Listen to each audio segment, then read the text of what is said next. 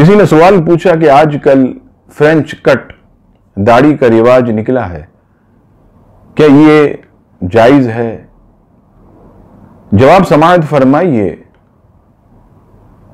پہلے بھی ایک مرتبہ میں نے یہ واضح کیا کہ داڑھی کا ایک مٹھی ہونا یہ واجب ہے، اور یہ ایک مٹھی ہونا صرف تھوڑی کے نیچے سے نہیں بلکہ سیدھے ہاتھ اور الٹے ہاتھ، یعنی سیدھے گال اور الٹے گال دونوں طرف سے ایک ایک مٹھی، جیسے یہاں یہ ایک مٹھی، اس طرح یہاں سے ایک مٹھی اور تھوڑی کے نیچے سے ایک مٹھی ہونا یہ واجب ہے۔